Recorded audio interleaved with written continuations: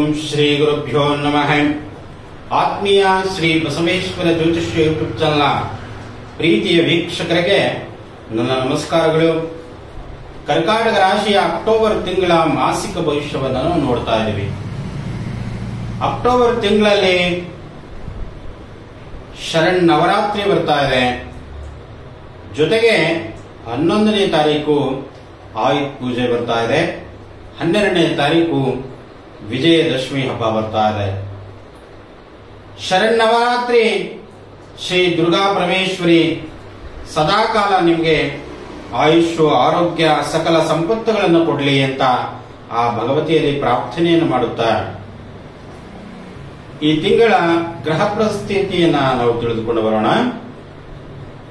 ಗ್ರಹಗಳ ಪರಿವರ್ತನೆಯನ್ನ ನಾವು ತಿಳಿದುಕೊಂಡು ಬರೋಣ. ಜನ್ಮದಲ್ಲಿ ಕುಜ 20ನೇ ತಾರೀಕು ನಂತರ ಬರ್ತಾ ಇದ್ದಾನೆ. ಅಲ್ಲಿವರೆಗೂ ಕೂಡ ನಷ್ಟಭಾವದಲ್ಲಿ ಕುಜ ಸಂಚಾರವನ್ನ ಮಾಡ್ತಾ ಇರ್ತಾರೆ. ಜೊತೆಗೆ ತೃತೀಯದಲ್ಲಿ ಕೇತು ಸ್ಥಿತನಾಗಿದ್ದಾನೆ, ಚತುರ್ಥದಲ್ಲಿ ರವಿ ಸ್ಥಿತನಾಗಿದ್ದಾನೆ, ಪಂಚಮದಲ್ಲಿ ಬುಧ ಮತ್ತು ಶುಕ್ರ ಸಂಚಾರವನ್ನ ಮಾಡ್ತಾ ಇದ್ದಾರೆ. ಇನ್ನ ಅಷ್ಟಮ ಭಾವದಲ್ಲಿ ಶನಿ ಸ್ಥಿತನಾಗಿದ್ದಾನೆ, ಹಿಮ್ಮುಖವಾಗಿ ದೃಷ್ಟಿಯನ್ನ ನೋಡ್ತಾ ಇದ್ದಾನೆ. ಜೊತೆಗೆ ನವಮ ಭಾವದಲ್ಲಿ ರಾಹುಗ್ರಹ ಸ್ಥಿತನಾಗಿದ್ದಾನೆ. ಲಾಭದಲ್ಲಿ ಗುರು ಸ್ಥಿತನಾಗಿದ್ದಾನೆ. ನೋಡಿ, ಲಾಭದಲ್ಲಿ ಗುರು ಇದ್ರೂ ಕೂಡ ಅವನು ಬಲಹೀನನಾಗಿದ್ದಾನೆ. ಲಾಭದಲ್ಲಿ ಗುರು ಇದ್ರೂ ಕೂಡ ತನ್ನ ಶತ್ರುವಿನ ಮನೆಯಲ್ಲಿ, ಶುಕ್ರನ ಮನೆಯಲ್ಲಿ, ತನ್ನ ವೈರಾಗ್ಯನ ಮನೆಯಲ್ಲಿ ಗುರು ಸ್ಥಿತನಾಗಿದ್ದಾಗ ಪರಿಪೂರ್ಣವಾಗಿ ಫಲಗಳನ್ನು ಕೊಡುವುದಿಲ್ಲ ಅಂತ. ಕಡಿಮೆ ಪ್ರಮಾಣದಲ್ಲಿ ಉತ್ತಮ ಫಲಗಳನ್ನು ಕೊಡ್ತಾನೆ ಅನ್ನುವಂಥದ್ದು. ಹಾಗೆ ಶನಿ ಅಷ್ಟಮ ಭಾವದಲ್ಲಿ ನೋಡಿ, ಶನಿ ಅಷ್ಟಮ ಭಾವದಲ್ಲಿ ಸ್ಥಿತನಾಗಿದ್ದಾಗ ಅದು ಹಿಮ್ಮುಖವಾಗಿ ದೃಷ್ಟಿಯನ್ನ ನೋಡ್ತಾ ಇದ್ದಾರೆ. ಅದು ಮಕರ ರಾಶಿಗೆ ದೃಷ್ಟಿ ಬೀಳುತ್ತೆ. ಅದು ಸಪ್ತಮ ಶನಿ ಆಗುತ್ತೆ ನಿಮಗೆ. ಅಷ್ಟಮದಲ್ಲಿ ಶನಿ ಇದ್ದಾಗ ಏನೇನು ಪರಿಣಾಮಗಳಾಗ್ತವೆ? ವಾಹನ ಸವಾರರು ಎಚ್ಚರಿಕೆಯಿಂದಿರಬೇಕು. ಅಪವಾದಗಳು ಬರ್ತವೆ, ಅಪನಿಂದನೆಗಳು ಬರುತ್ತೆ, ವಾಹನ ಆಕ್ಸಿಡೆಂಟ್ ಆಗಬಹುದು. ಆದರೂ ಕೂಡ ಬಹಳ ಎಚ್ಚರಿಕೆಯಿಂದ ಇರಿ. ಇನ್ನ ತಮ್ಮ ಉದ್ಯೋಗದಲ್ಲಿ ಮೇಲಾಧಿಕಾರಿಗಳಿಂದ ಸ್ವಲ್ಪ ಕಿರುಕುಳ ಇರುತ್ತೆ. ಅದಕ್ಕೆ ನೀವು ಮನಸ್ಸು ಕುಗ್ಗದೆ ಗಟ್ಟಿಯನ್ನ ಮಾಡಿಕೊಂಡು ತಮ್ಮ ಉದ್ಯೋಗದಲ್ಲಿ ಉನ್ನತ ಮಟ್ಟಕ್ಕೆ ಪ್ರಯಾಣವನ್ನು ಬೆಳೆಸಿ. ಜೊತೆಗೆ ಇಲ್ಲಿ ಸಾಮಾಜಿಕವಾಗಿ, ಆರ್ಥಿಕವಾಗಿ, ವ್ಯಾವಹಾರಿಕವಾಗಿಯೂ ಕೂಡ ಸ್ವಲ್ಪ ಏರ್ಪೇರ್ ಆಗಬಹುದು. ಅದರಲ್ಲೂ ಕೂಡ ಎಚ್ಚರಿಕೆಯನ್ನು ವಹಿಸಿಕೊಳ್ಳಿ. ಯಾರಿಗೋ ದುಡ್ಡು ಕೊಟ್ಟಿರ್ತೀರಾ, ಆ ದುಡ್ಡು ವಾಪಸ್ ಬರೋಲ್ಲ. ನಾಳೆ ಕೊಡ್ತೀನಿ ಅಂತ ತಗೊಂಡೋದವರು ಮತ್ತೆ ರಿಟರ್ನ್ ಬರೋಲ್ಲ. ಆ ತರ ಪರಿಸ್ಥಿತಿ ಇದೆ ಈಗ. ಆದ್ರಿಂದ ವ್ಯಾವಹಾರಿಕವಾಗಿಯೂ ಕೂಡ ಎಷ್ಟು ಪ್ರಮಾಣದಲ್ಲಿ ಆಗುತ್ತೋ ನಿಮಗೆ ಅಷ್ಟೇ ಪ್ರಮಾಣದಲ್ಲಿ ಬಂಡವಾಳವನ್ನು ಹೂಡಿ, ಅಷ್ಟೇ ಪ್ರಮಾಣದಲ್ಲಿ ವ್ಯಾವಹಾರಿಕವಾಗಿ ಮುಂದೂಡಿ. ಅತಿ ಹೆಚ್ಚಿನದಾಗಿ ಬ್ಯಾಂಕುಗಳಲ್ಲಿ ಸಾಲವನ್ನು ತಗೊಂಡು ನಾನು ವ್ಯವಹಾರವನ್ನು ಮಾಡ್ತೀನಿ ಅಂತಂದ್ರೆ ಬಹಳ ನಷ್ಟವನ್ನು ಅನುಭವಿಸ್ತೀರಾ ಅಂತ.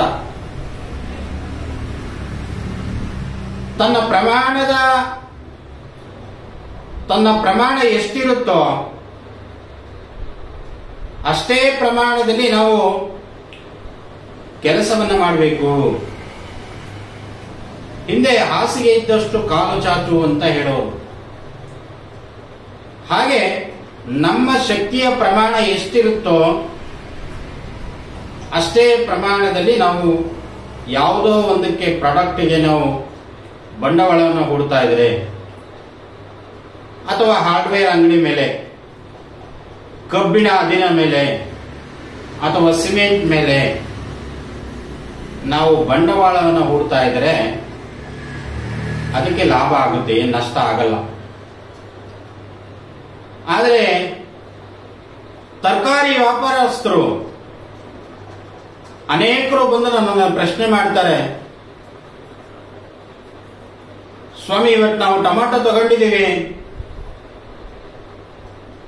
ನಾಳೆ ರೇಟ್ ಡೌನ್ ಆಗಿದೆ, ಸುಮಾರು ನಮಗೆ 10,000 ರೂಪಾಯಿ ನಷ್ಟ ಆಗಿದೆ. ಅದು ಸಣ್ಣ ಪ್ರಮಾಣದ ವ್ಯಾಪಾರಿಗಳು ಹೇಳುವಂಥದ್ದು. ಆದ್ರಿಂದ ತಮಗೆ ಎಷ್ಟಿರುತ್ತೋ ಅಷ್ಟೇ ಪ್ರಮಾಣದಲ್ಲಿ ತಾವು ವ್ಯವಹಾರವನ್ನು ಮಾಡಿ. ಇನ್ನ ನವಮ ಭಾವದಲ್ಲಿ ರಾಹು ಇರುವುದರಿಂದ ಮಕ್ಕಳ ವಿಚಾರದಲ್ಲಿ ಬಹಳ ಎಚ್ಚರಿಕೆಯನ್ನು ವಹಿಸಿಕೊಳ್ಳಿ. ಅನೇಕ ರೀತಿಯಾಗಿ ಚಟಗಳಿಗೆ, ಮಾದಕ ವಸ್ತುಗಳಿಗೆ ಅಡಿಕ್ಟ್ ಆಗ್ತಾ ಇದ್ದಾರೆ ಇಂದಿನ ಯುವಕರು ಕೂಡ ಅಷ್ಟೇ. ಆದ್ರಿಂದ ತನ್ನ ತಂದೆ ತಾಯಿಯವರು ಮಕ್ಕಳ ಬಗ್ಗೆ ಬಹಳ ಎಚ್ಚರಿಕೆಯನ್ನು ವಹಿಸಿಕೊಳ್ಳಬೇಕು. ತನ್ನ ಮಗ ಏನ್ ಮಾಡ್ತಾ ಇದ್ದಾನೆ, ತನ್ನ ಮಗಳು ಏನು ಮಾಡ್ತಾ ಇದ್ದಾಳೆ, ಕಾಲೇಜಿಗೆ ಸರಿಯಾಗಿ ಹೋಗ್ತಾ ಇದ್ದಾಳಾ ಇಲ್ಲವೋ ಅನ್ನುವಂಥದ್ದು ತಿಳಿದುಕೊಳ್ಳಬೇಕು. ನಿಮಗೆ ಮೋಸ ಮಾಡ್ತಾರೆ ಅವರು. ನವಮ ಭಾವದಲ್ಲಿ ರಾಹು ಇರುವುದರಿಂದ ಅನೇಕ ರೀತಿಯಾಗಿ ಸುಳ್ಳುಗಳನ್ನು ಹೇಳ್ತಾರೆ, ಮೋಸವನ್ನ ಮಾಡ್ತಾರೆ, ಅಪನಿಂದನೆಗಳನ್ನು ತಂದು ಕೊಡ್ತಾರೆ, ನಿಮಗೆ ಅಪಕೀರ್ತಿಗಳನ್ನು ತಂದು ಕೊಡ್ತಾರೆ. ಆದ್ರಿಂದ ನೀವು ಒಳ್ಳೆಯವರೇ ಆಗಿರ್ತೀರಾ. ತಮ್ಮ ಮಕ್ಕಳು ಮಾಡುವಂತಹ ಕೆಟ್ಟ ಕೆಲಸಗಳಿಂದ ನಿಮಗೆ ಅಗೌರವನ್ನ ತಂದುಕೊಡುವಂತಹ ಕೆಲಸವನ್ನ ಅವರು ಮಾಡ್ತಾರೆ ಅಂತ. ಆದ್ರಿಂದ ಮಕ್ಕಳ ಬಗ್ಗೆ ಬಹಳ ಎಚ್ಚರಿಕೆಯನ್ನು ವಹಿಸಿಕೊಳ್ಳಿ.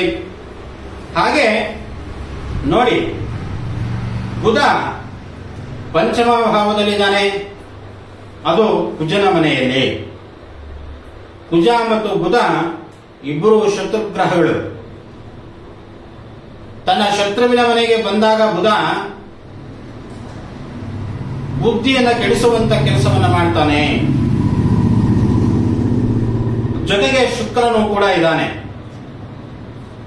ಶುಕ್ರನು ಕೂಡ ಆರ್ಥಿಕವಾಗಿ ಬಲವನ್ನು ಕುಗ್ಗಿಸುವಂತ ಕೆಲಸವನ್ನ ಮಾಡ್ತಾನೆ. ಆದ್ರಿಂದ ನೀವು ಮುತ್ತೈದೆಯರ ಸೇವೆ ಅಂದ್ರೆ ಕರ್ಕಾಟಕ ರಾಶಿಯವರು ಮುತ್ತೈದೆಯರ ಸೇವೆಯನ್ನು ಮಾಡುವುದರ ಮೂಲಕ ತನ್ನೆಲ್ಲ ದೋಷಗಳನ್ನ ಹೋಗಲಾಡಿಸುವಂತಹ ಶಕ್ತಿ ಯಾವುದಕ್ಕಿದೆ ಅಂತಂದ್ರೆ ಮುತ್ತೈದೆಯರ ಸೇವೆಯನ್ನು ಮಾಡುವುದರ ಮೂಲಕ ತಮ್ಮೆಲ್ಲ ಪಾಪ ಕರ್ಮಗಳನ್ನು ಕೂಡ ತೊಳೆಯುವಂತಹ ಶಕ್ತಿ ಆ ಮುತ್ತೈದೆಯರಿಗೆ ಇದೆ. ಅದು ಪವಿತ್ರವಾಗಿರ್ತಕ್ಕಂಥ ಮುತ್ತೈದೆಯರ ಒಂದು ಶಕ್ತಿ ನಿಮಗೆ, ನಿಮ್ಮ ಮನೆಗೆ ಅತ್ಯಂತ ಲಾಭವನ್ನು ತಂದುಕೊಡುತ್ತೆ ಅನ್ನುವಂಥದ್ದು. ಒಂದು ಶುಕ್ರವಾರ 5 ಜನ ಅಥವಾ 9 ಜನ ಮುತ್ತೈದೆಯರನ್ನ ಕರೆದು ಅವರಿಗೆ ಒಂದು ಕುಂಕುಮವನ್ನು ಕೊಟ್ಟರೆ ಅವರು ಒಂದು ಆಶೀರ್ವದಿಸುವಂತಹ ಶಕ್ತಿ ಏನಿದೆಯಲ್ಲ ಅದು ನಿಮ್ಮ ಮನೆಯನ್ನ ಕಾಪಾಡುತ್ತೆ. ಹಾಗೆ ನಿಮಗೆ ಪರಿವರ್ತನೆ ಯೋಗವನ್ನು ಕೂಡ ತಂದುಕೊಡುವಂತಹ ಶಕ್ತಿ ಅದಕ್ಕಿದೆ. ಹಾಗಾಗಿ ಸ್ತ್ರೀ ಶಾಪಕ್ಕೆ ಗುರಿಯಾಗದೇ ಇರುವಂತಹ ರೀತಿಯಲ್ಲಿ ಕರ್ಕಾಟಕ ರಾಶಿಯವರು ನಡೆದುಕೊಳ್ಳಿ, ತುಂಬಾ ಉತ್ತಮವಾಗಿ ಫಲವನ್ನು ಕಾಣ್ತೀರಾ ಅಂತ. ಏಕೆಂದ್ರೆ ನಿಮ್ಮ ಲಗ್ನಾಧಿಪತಿ ಆಗಿರ್ತಕ್ಕಂಥವನು, ರಾಶಾಧಿಪತಿ ಆಗಿರ್ತಕ್ಕಂಥವನು ಚಂದ್ರ ಆಗಿರ್ತಾನೆ. ಚಂದ್ರ ಮಾಮನಸೋ ಜಾತಃ ಅಂತ ಕರಿತೀವಿ. ಚಂದ್ರನು ಮನಸ್ಸಿಗೆ ಕಾರಕನಾಗಿರ್ತಾನೆ. ಕರ್ಕಾಟಕ ರಾಶಿಯವರು ಪ್ರತಿ ಕ್ಷಣಕ್ಕೆ ಮತ್ತೆ ಪ್ರತಿ ದಿನನೂ ಕೂಡ ಮನಸ್ಸು ಪರಿವರ್ತನೆ ಆಗುತ್ತೆ ಅನ್ನುವಂಥದ್ದು. ಆದ್ರಿಂದ ನಮ್ಮ ಮನಸ್ಸನ್ನ ನಮ್ಮ ಕಂಟ್ರೋಲ್ ಅಲ್ಲಿ ಇರಲಿ, ಸ್ಥಿರತೆಯಿಂದ ಇರಲಿ ಅಂತ ಆ ಚಂದ್ರಗ್ರಹದಲ್ಲಿ ಪ್ರಾರ್ಥನೆಯನ್ನು ಮಾಡ್ಕೊಳ್ಳಿ, ಉತ್ತಮ ಫಲವನ್ನ ಕಾಣ್ತೀರಾ ಅಂತ. ತಮ್ಮೆಲ್ಲರೂ ಕೂಡ ನಮಸ್ಕಾರಗಳು. ಶ್ರೀ ಬಸವೇಶ್ವರ ಜ್ಯೋತಿಷ್ಯ ಯೂಟ್ಯೂಬ್ ಚಾನಲ್ನ ಸಬ್ಸ್ಕ್ರೈಬ್ ಮಾಡೋದನ್ನ ಮರಿಬೇಡಿ ಅಂತ ಹೇಳುತ್ತಾ